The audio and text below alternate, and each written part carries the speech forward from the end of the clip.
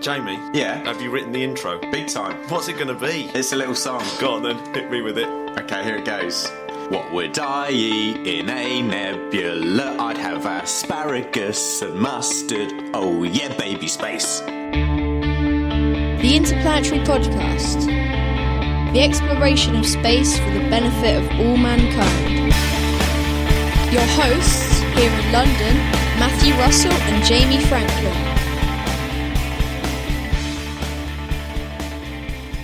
The Interplanetary Podcast. Putting the ace back into space. Well, we're in. We're in. Podcast 21, I can't believe it. We're here. As my kids say, 21. So annoying. And then slam the door. Yeah. 21. Matt, what's today all about? Today, we're going to do nebulas. Sweet. Under your say-so. Yeah. It did give me an opportunity to put loads of my pictures on the blog. Blog is looking really sexy today. Matt, where do we start? Well, let's talk about what a nebula is. Let's go for it. Nebulas used to mean anything that wasn't really a star, these kind of smudgy things that astronomers started to notice. Like clouds, Latin for cloud, in fact. So interesting. if you lived in Roman times, you'd been looking up and go, oh, there's a nebula. Right. But you would have meant something completely different. So I think one of the really interesting nebula, of course, that's no longer a nebula, is the Andromeda Nebula. So is that the nearest one to us? No. Oh. See, Andromeda Nebula is actually one of the most distant objects you can see with the naked eye, if not the most distant object you can see with the naked eye. Right. I.e., it's another galaxy, but it's our nearest galaxy, so it was really quite big, and so you can see it with the naked eye. Edwin Hubble and a few others, Vesto Slipher, Yeah. were really only at the beginning of last century, in the 1900s, were the first people to realise that these weren't just in our Milky Way, but were outside of the Milky Way, that these were actually other galaxies. Right. Amazing. So do we know how many we've actually got in our galaxy? Oh, do you know what? I don't know the answer to that. Oh, well, there's one for the listeners. If you know, get in touch. Well, the thing is, there'll be loads that we can't see because we're in a sort of spiral arm, and one of the things that we'll get onto the different types of nebulas. Yeah. But most of the nebulas that are these big clouds of gas happen in the arms of the galaxy, in the sort of spiral arms, because that's where the concentration of this gas is, and that's where all these stars are being built, etc., etc. So you can use nebulae or nebulas as your plural. I'll go with nebulae. Oh, nebulae. Okay, so they can be sort of diffuse nebulae. Can be sort of split into three. There's your emission nebula, reflection nebula, and your dark nebula. Ooh. So emission nebulas are things like the famous nebula in the Sword of Orion. Okay. Nice. Which is M42, not the motorway near Redditch, but the Messier object 42. What happens there is the emission nebula is where stars are heating up nearby gas, and that gas, like Jonathan McDowell was explaining, starts to heat up and give off light. And if it gets very, very hot, it gives off X-rays. But in this case, what happens is it gets so hot and you get emission bands, like hydrogen in the gas starts giving off a certain wavelength of light, and then sulfur will give off a certain wavelength of light, and oxygen will give off a certain wavelength of light, and you get all these pretty colours. Wow. So that's emission nebula. Reflection nebula is actually where they're reflecting the starlight. So something like the Pleiades, or the Seven Sisters as people call it, that is a classic reflection nebula, where it's these clouds of gas that are reflecting the starlight. And so here's a question for you, Matt, which I think that it'll probably be mirrored by a lot of our listeners. So if these are clouds of dust and gas, why do they stay the same? Why aren't they moving? Or are they moving? Oh, they are moving. I mean, these things are so far away that actually by the time you got to them, they'd have changed shape by the time, but they are changing shape. But you've got to realise how absolutely enormous these things are. I'm just slightly confused that if we constantly see, for example, the Horsehead Nebula. Well, Horsehead Nebula was the next type of nebula. It was a dark nebula, so that's where a big cloud of dust is in front of something very, very bright, and so you can see its silhouette essentially, and that is the dark nebula, and the most famous being the Horsehead Nebula. Is that? I'm just confused as to why we keep going back and it doesn't change shape. But like you say, is it just because the light takes so long to get this to type of this type of nebula doesn't change shape very fast because it's. Imagine just how big these things are. They're not the size of the solar system. If you look in a nebula, you can see lots and lots of stars. And the reason why you can see lots of stars in the nebula is because it's absolutely vast. It's thousands of light years across. It's a big old place. In fact, some nebulas are even millions of light years across. So they're so huge that they are moving. They're probably moving extremely fast. But when you're that big, you don't notice the movement. I mean, how amazing is that? Do you know? And what's actually really incredible about nebulas, and this is something I didn't know until I did this research for this, is that, and I think this is just my favourite fact now, is that something like the Orion Nebula, that cloud of gas, even though we can see it once you sort of, I mean, you can see it through a telescope, the Orion Nebula, and it's the jewel in the three stars that hang down from Orion's belt. Right. And you can if you train your telescope at that, you can just about see this nebulous gas. You can't really see the colours because your eye isn't that sensitive. And there's a thing, actually, really, there's not much light coming off them, but once you start taking sort of long exposure photos, you can bring them up quite nicely. So they're so undense that actually even vacuums on Earth are more dense than these nebulas out in space. So, what was the one that weighs about 2 kilograms? Oh well, I mean, if you took like a huge nebula and condensed it down, it's some of them are only aren't even as heavy as the Earth, even though they're thousands of light years across. Of course, some of them are actually these huge, massive nebulous gas clouds eventually collapse down, and they're so heavy because they were millions of light years across that they make stars, etc., etc. But because one of the sort of fictional things that you see in things like Star Trek is when and a classic episode of Star Trek is The Wrath of Khan, where Captain Kirk is trying to hide from Khan, and what he does, he finds a nebula and flies into the nebula and sort of hides in the clouds. And of course, actually, it's nothing like that at all. When you get to a nebula, you can barely see it. And in actual fact, it would just look like open space by the time you got there. You would barely be able to make out the colour. So as you another disappointment from sci-fi. Yeah, it is. I mean, I wonder how close you could get to a nebula before you could clearly see the colours with the naked eye. And I actually don't think you ever really could, because they're just so dim, really. And because the Orion Nebula, the amazing thing about it is that you can just about pick it out in a telescope, but it's twice the size of the moon. In terms of in how much space it takes up in the sky.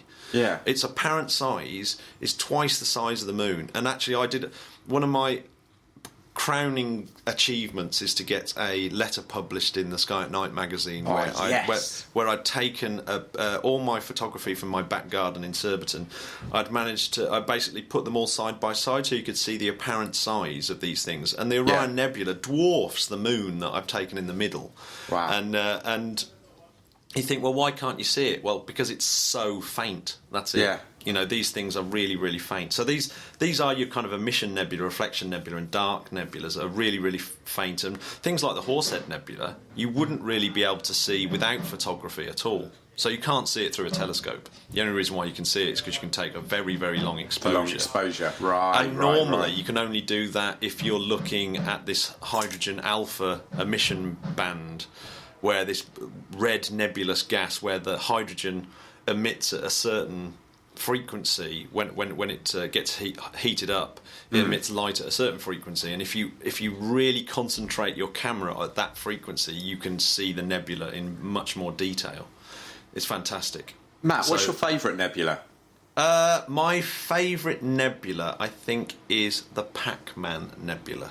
I saw that yesterday. Yeah, I think that's a really good one. I also like the Dumbbell Nebula. I love. Well, of course, there's the Cat Eye Nebula, but I've not been able to really get a good picture of that because it's quite low on the horizon here in England. The crab is good. The crab is great because it just looks like loads of red lightning.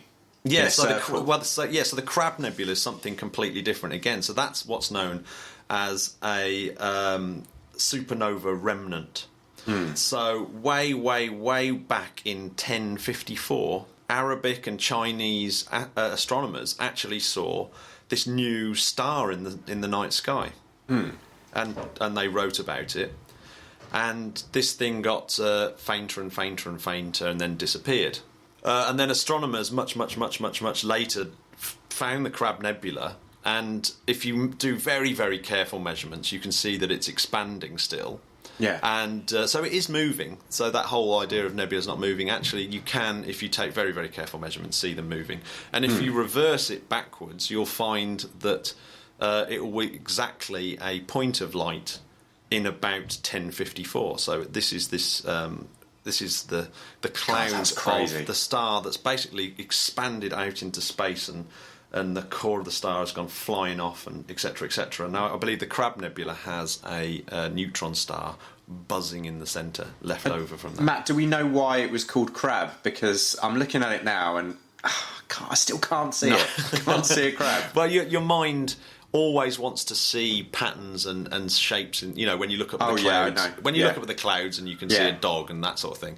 Well, when you look through like old telescopes at the Crab Nebula, it looked a bit like a crab. So people's drawings of it, it kind of looked like a crab. But now you get pictures from Hubble, or even my picture from my back garden, you can see much more detail, and that crab-like features have disappeared.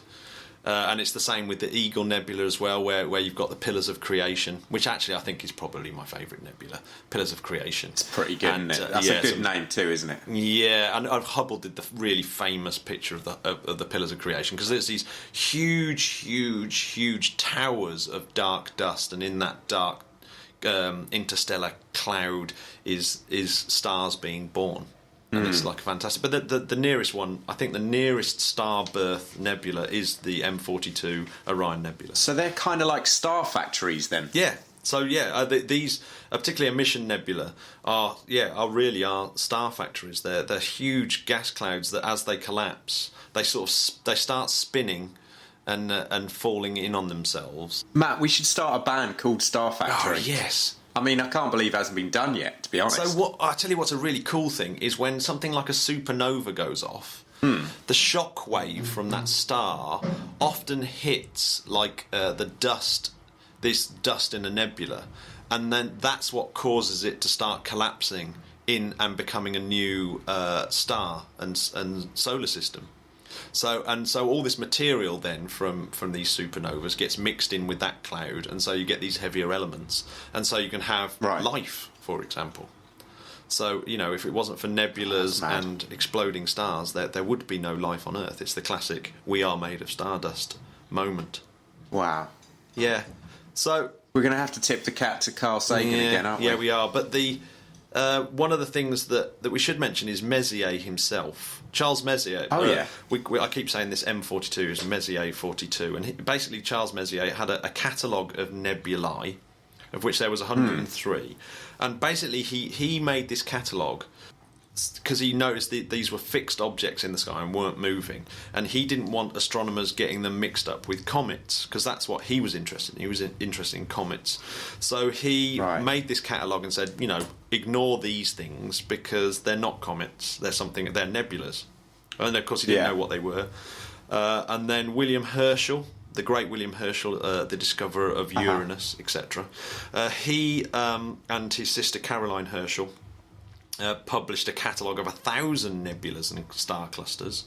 In 1786? This is ages. That's crazy. It's crazy. It is crazy how long ago all this was. But, they had no idea what they were. And it was only in 1922. 1922, it's not even 100 years ago. There was a thing called the Great Debate, and this was a chap called Shapley. And there's a Shapley catalogue as well of dark nebulas, I think it is, was arguing in favour that the Milky Way was the entirety of the universe, that was it. and there's another chap called Curtis who contended that an Andromeda and other similar nebulae, these spiral nebulae, were island universes, i.e. other Milky Ways.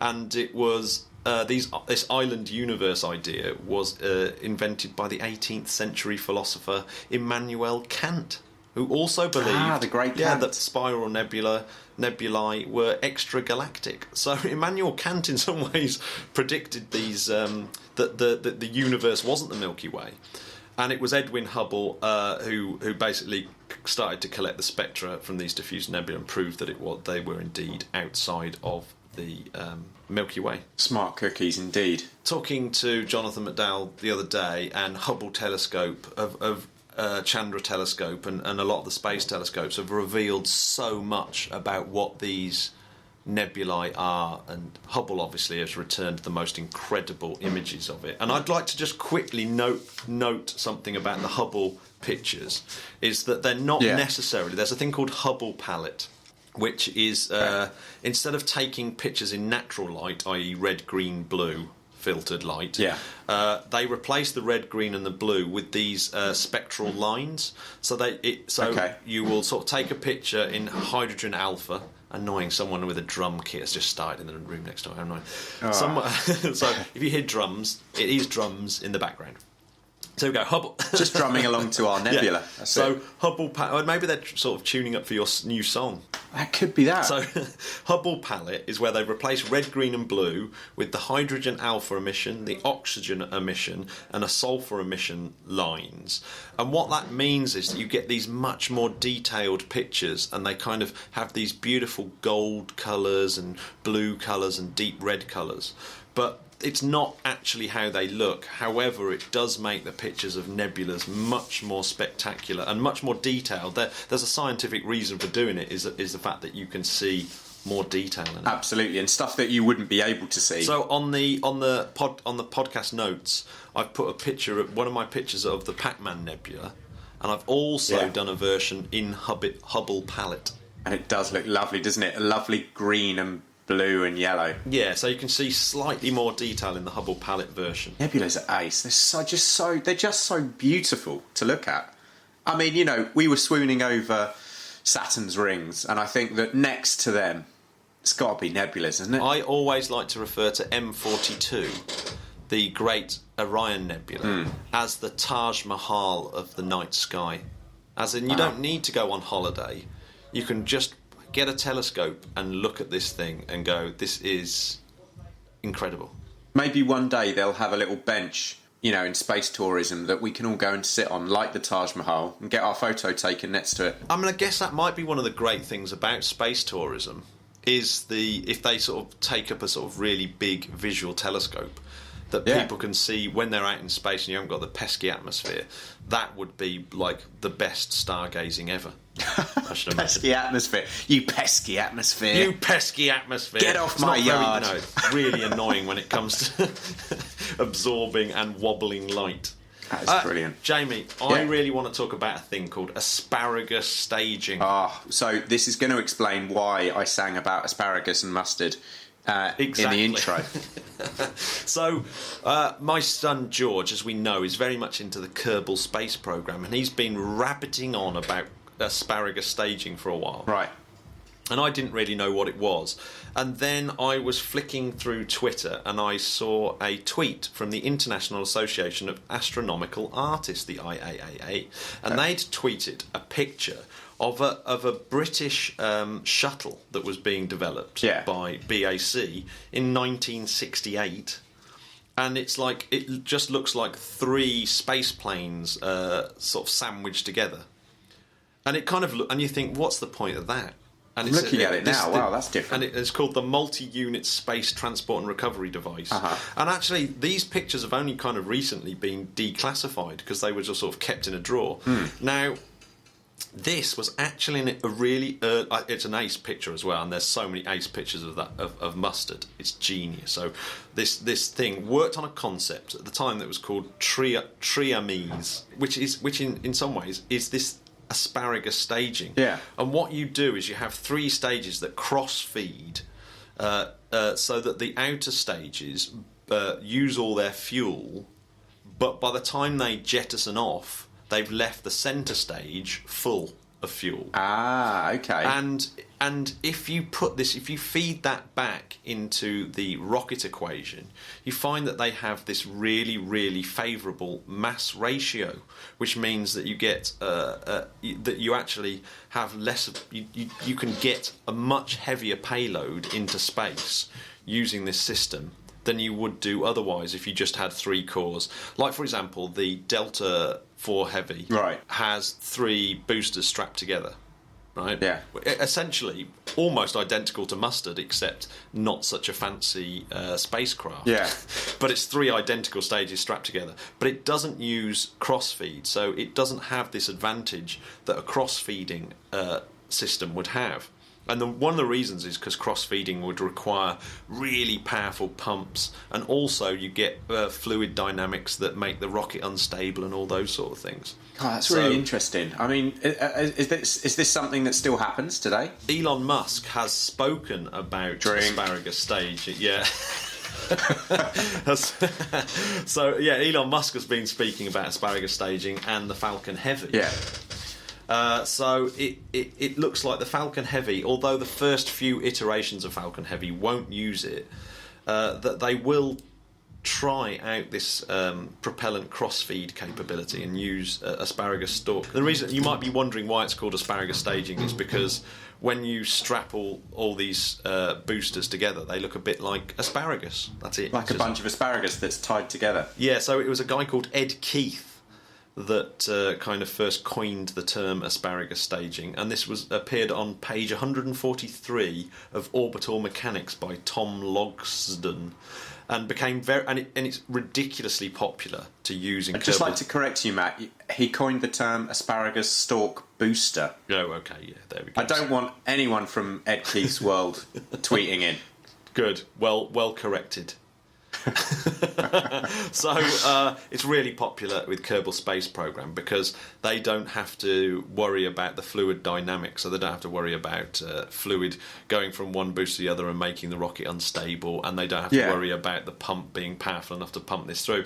So it's used in Kerbal Space program as a way of getting heavier payloads out into space.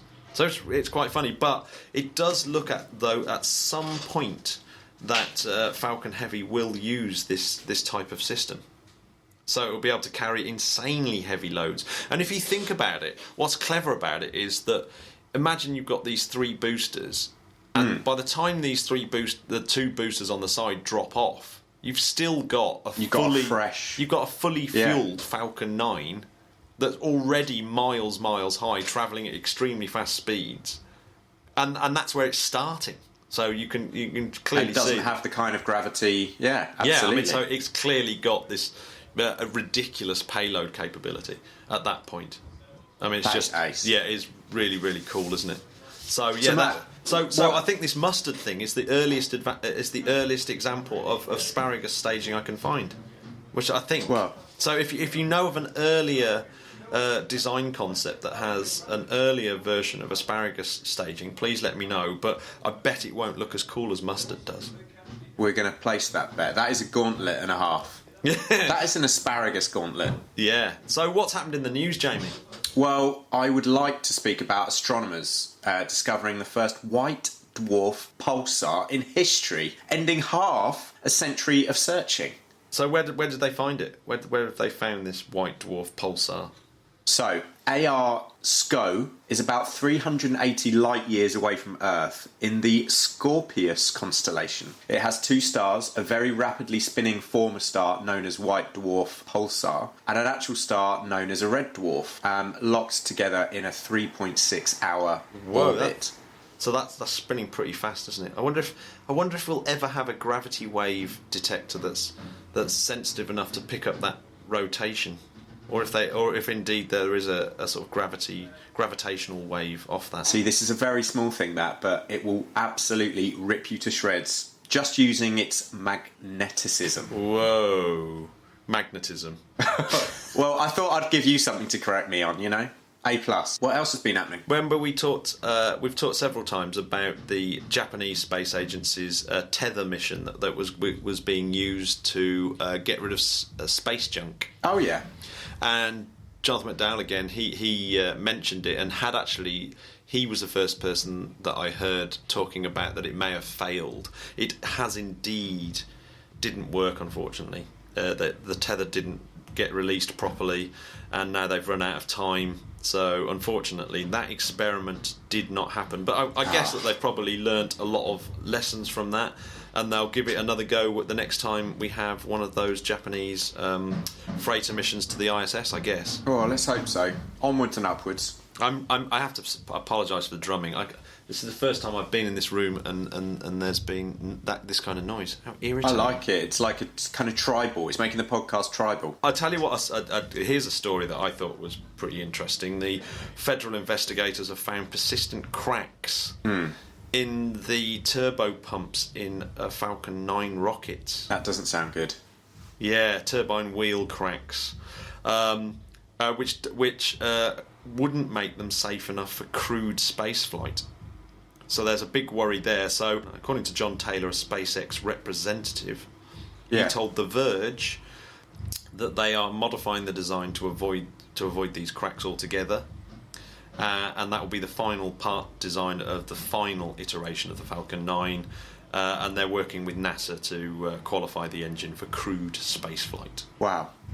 So that's one to keep an eye on, because that's potentially a big banana slip up there.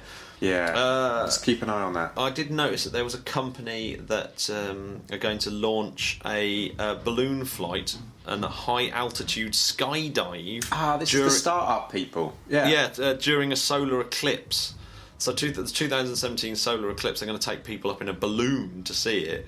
And then the people jumping out the balloon are going to beat Felix Baumgartner's 2012. Oh, he's not going to like high that. altitude jet. No. And anyway, it's so dangerous. I still think that's the most dangerous thing I've ever seen when he was when he was spinning. I mean, I did feel like he got lucky. My final bit of the news, and I just thought this was amazing, on the ESA website, the European Space Agency website. Yeah. They were showing pictures of blue streaks coming out the top of lightning from the International Space Station. Yeah. And I just thought this was incredible. So one of the astronauts on the International Space Station, Andreas Mogensen, he during his mission in 2015 took some pictures of thunderstorms with very sensitive cameras, and managed to capture these blue jets that come out 40 kilometres out of the top of these massive thunder. Wow, what is it? Well, I don't know, but it's like there's loads of phenomena that happens during a lightning storm that goes back up into space. You get these blue streaks and these red streaks and dark lightning. There's loads of stuff. It's really, really. God, it looks so sci-fi. But the pictures of it are incredible, and the video that he does a presentation for ESA on their website, and the video is just incredible. It's absolutely amazing. So this is the first. I'm looking at it now. The first it's gorgeous. look at, and it's the first kind of picture of these particular phenomena. Absolutely amazing. Yeah, how cool is that? Check it out, peeps. What have we got coming up space launch wise? We've talked about them before, actually, because it should be happening this week. Is on February the 14th, this triple day of joy. We've got America, Europe, and India in action. And it's Valentine's Day, so it's quadruple. Whoa, yeah. Oh my gosh. So SpaceX doing an ISS mission, cargo delivery, the 10th one, up to the International Space Station. So that's been super delayed from November the 21st. Be good to get that going. Of course, the exciting thing about that is it's from Pad 39A, the famous Apollo and Shuttle pad in Kennedy Space Center, Florida. And on the same day, we have Ariane 5. An Ariane 5 carrying a couple of satellites again, and that's going from its usual Kourou launch site. Yeah. Oh, come on. And we also, it's just unbelievable. And we also have the Indian PSLV. Oh, yes, one of my personal favourites. Go on, India. Another Cartosat 2D. Sick. Oh, look, they're doing Beatles cover. Oh, I tell you what, if you're going to be disturbed by anything, it's not a bad tune. No, there we go. Come on, that mustard we got. Asparagus nebulae we got. That definitely would have fit. Much better.